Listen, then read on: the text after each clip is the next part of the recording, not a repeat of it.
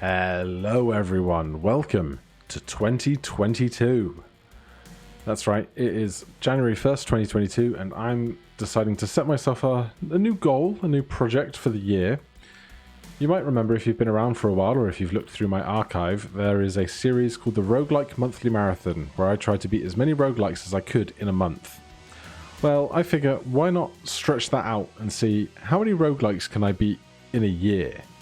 Now, for that, I had a bit more rule set and was a bit more strict about things, but I'm going to be kind of a little more loosey-goosey here. We're just going to try and play as many roguelikes as we can and just kind of loosely define as beat them.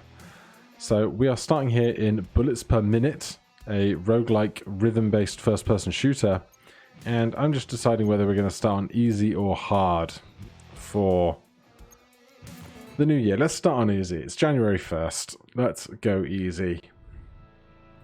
Now, a Midas Asgard floor is a treat because there's loads more gold.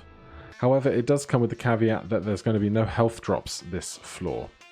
Now, we could take these extra bonuses, like double the damage, double the enemies, but I don't think we're going to need it. Let's go and see what the armory has to offer. So this is a weapons shop as opposed to the standard shop where you get your other items and whatnot.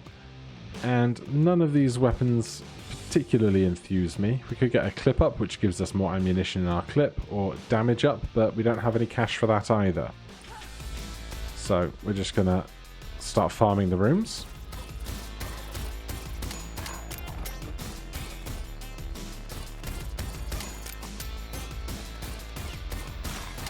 So as you can see, in the center of the screen there are a bunch of chevrons.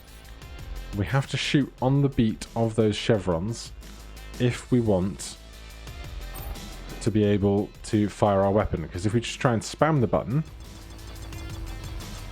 we can't fire when we're not on beat. Now here is our regular shop. This is the ever adorable Huggins. It's going to do a little dance for us. We can get vamp health on damage, clip up, some health potions, a shield, and a key. I'm going to take a key because, as discussed a moment ago, we are on a Midas modifier floor, which means lots of gold drops, but no item drops. Now, this is a demon... I say donation machine just because my head's so ingrained in Isaac.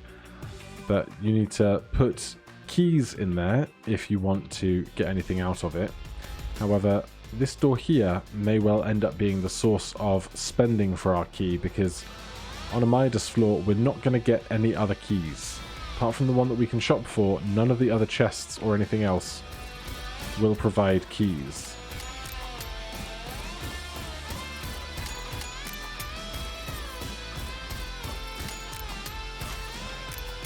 Now, these rooms also have these statues, these shrines.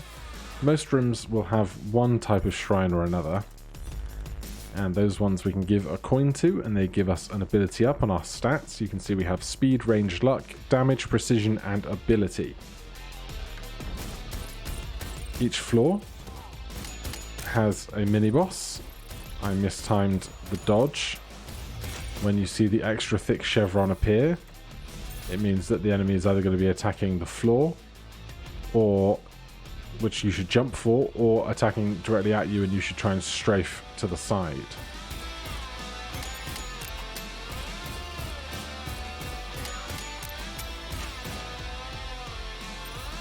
Now, all this extra cash is going to do us wonders on the floor with that secret door that we looked at earlier that is currently locked.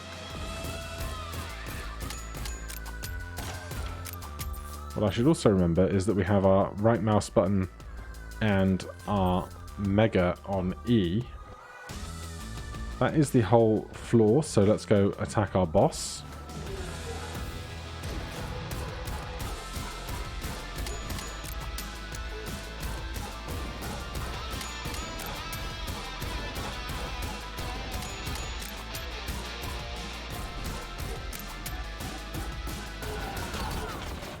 Oh man, I got completely wrecked. I was not expecting that particular attack. So we'll go again from the top. This is a glass modifier floor instead now. So we do double damage and everything else does double damage to us. We have a library that is also locked, so no getting through that.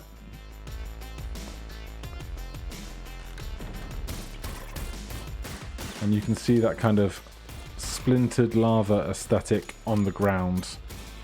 Just there to remind us that we're on the glass modifier floor, that we will be taking double damage. And now you can see our chests are slightly different, indicating that this is not a Midas floor. So they can have health potions like that. And this is the bank. Because we have a balance of over 100, we get this extra chest with some free cash. We could also withdraw money if we really wanted to, but I'm going to leave my balance there for now.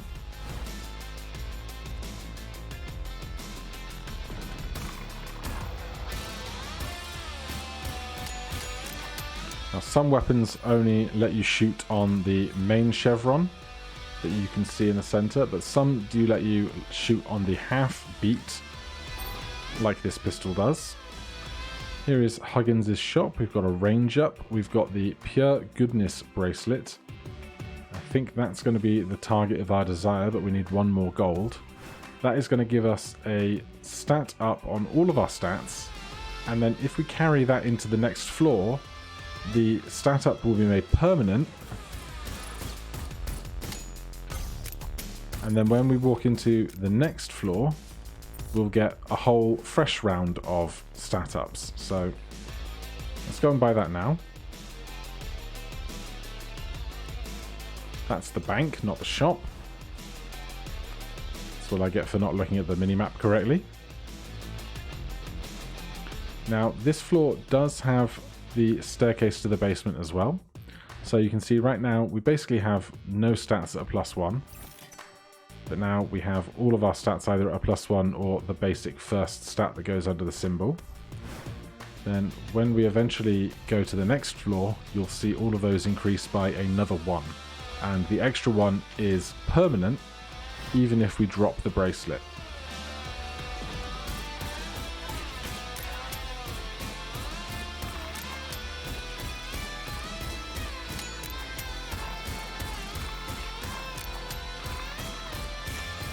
So obviously there are a lot of roguelikes in my Steam library, but the goal is going to be to hopefully find even more to add over the course of the year. I expect I will have done a bunch by the time the Steam summer sale comes round, and at that stage I can pick up any really key stuff that I'm missing. This version of the boss, extra small, harder to hit. Then we get a key and a clip up, so we're now up to 9 bullets in our magazine. And we have 2 keys, so we can come in here, take a piece of equipment. A Lionheart shield gives us 1 more life if we should die. And then with the 1 remaining key, we can go to that room with the staircase symbol on it on the map. We can also take that to refill our health, and we get to descend down 1 floor. So look at our stats now, and then once we load into the next floor we can check those stats again, and we should see that they have all increased by 1 pip. There we go, much better looking stats to me. Alright, we have a library but no key to get in there.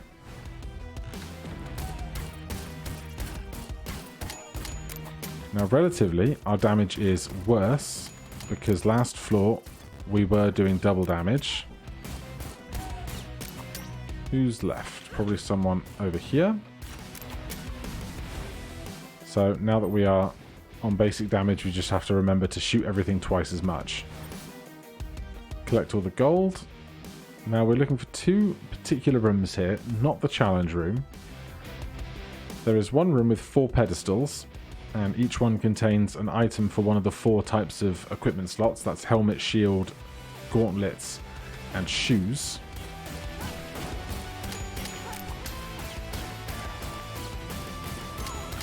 And the other contains a cauldron. And for every coin you put into that cauldron, we get 1 stat up. It's a random stat, but if you have a lot of cash, it will give you a lot of stats. But I will take a range up there. So we obviously want to collect as much of the cash that drops as possible. And do as many of the convenient rooms as possible. There's a key, which is very nice. And then up here, this is the room of stats. So our range, our precision, ability, damage, range again, precision again, luck, precision, and we're out of cash. But we can keep grinding that up until we're basically at max stats. There's a secret up there, but we unfortunately have no way of getting up there to claim it.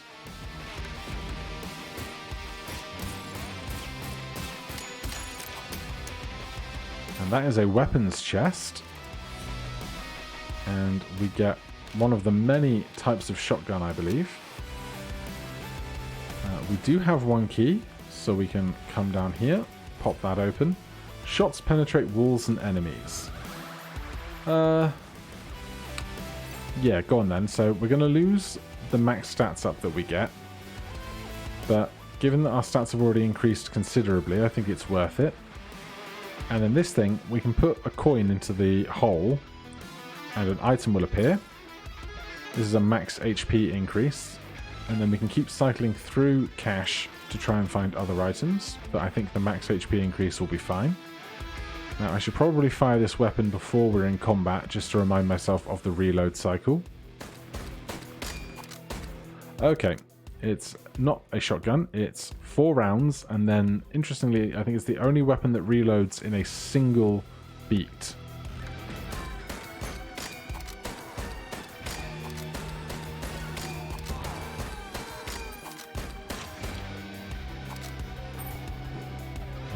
This is locked, we've no key. We do get a damage up there, and then you need to jump over the gap so we don't die.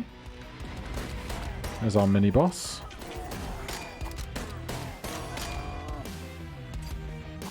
Now we do have a key. Question is, do we have anywhere else that we'd rather spend it? That was dumb. Alright.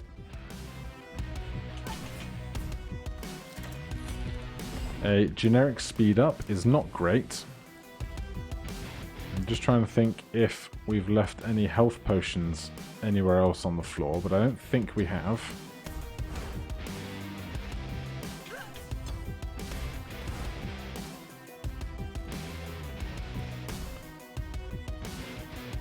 Alright, we're just going to have to press on. That's what I get for being out of practice, I suppose. Which is going to be the case with a lot of these roguelikes moving forward.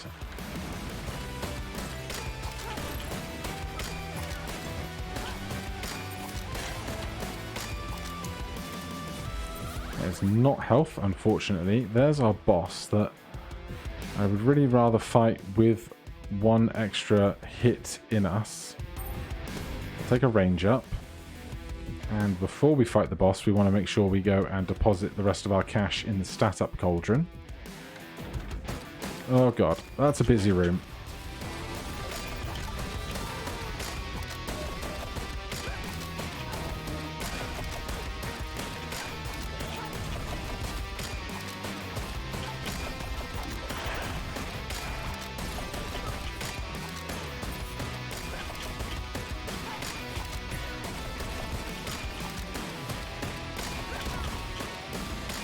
Right, there goes our shield of extra life, and there goes my other life again.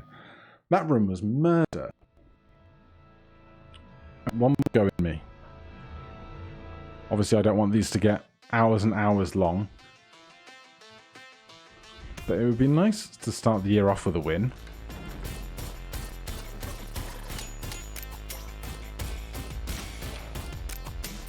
Really, falling down that pit was the thing that I should never have allowed to happen. Increased healing effects, speed up, max HP. Nothing incredible there. I'll take a range up though, always handy.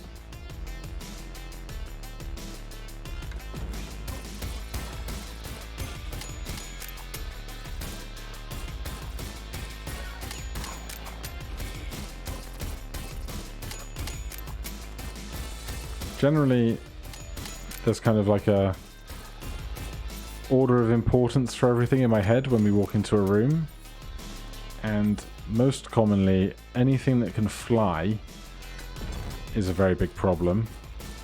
Otherwise, anything that can home in, which is not typically anything in these early stages. Obviously everything is moving towards us to attack us, but their bullets aren't homing in on us, so we have a lot more time to navigate around the room for our own safety.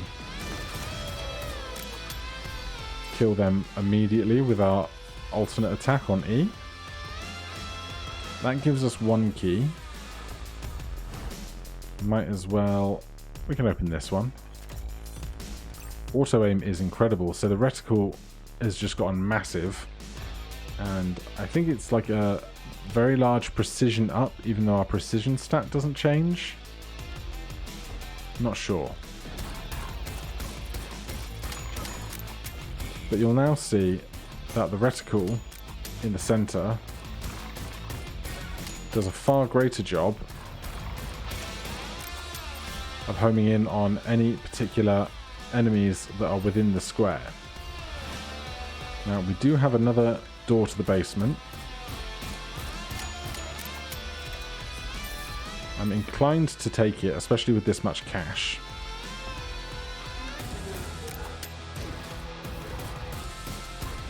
Now, if we get too close to the burning boss variant, we will take damage just for being in their proximity.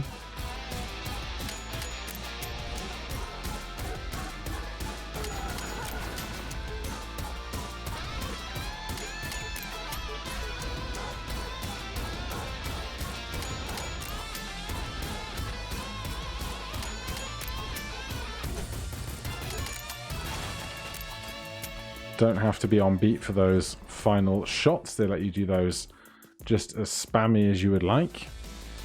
So we are going to go and redeem ourselves in the basement. We have full health. We have a key. I'll take a luck up. Everyone needs a bit of extra luck sometimes.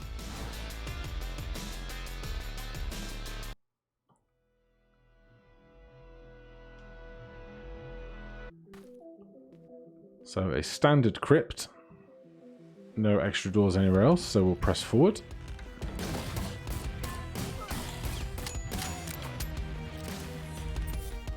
Right, there is an extra secret up there, but I don't think we can get up there unless we were to have some kind of extra jumping ability. This is more cash for health. We can do that later if we want to have more stats from the stat giving machine.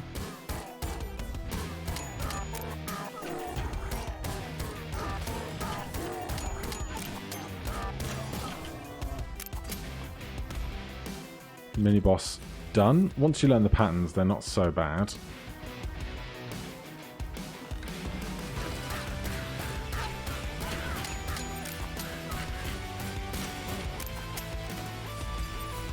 Extra key is lovely.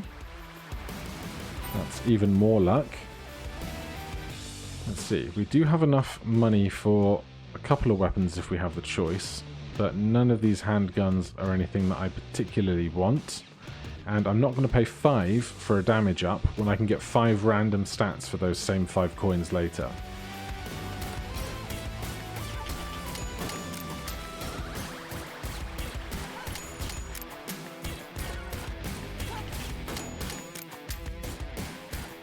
Obviously, aim for the legs here.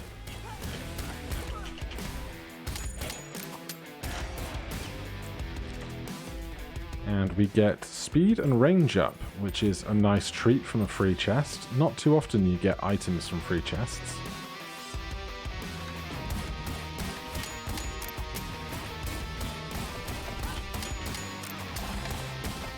Whoa, buddy. Now, some of the items give you such extreme speed upgrades it can become very difficult to actually maneuver around the level. And so this game does have a speed cap, I think, but I find reaching it to be sometimes detrimental, at least in my experience and my ability in the game. I'm sure somebody who's better than me can do far more with it. So we are just going to nuke 25 coins in here. So a good amount of luck and range, not so much damage or precision.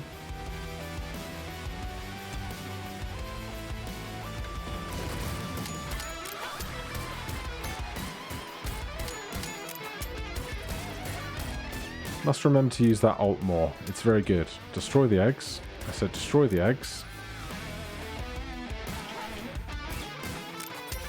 Damage up. Get the last of them.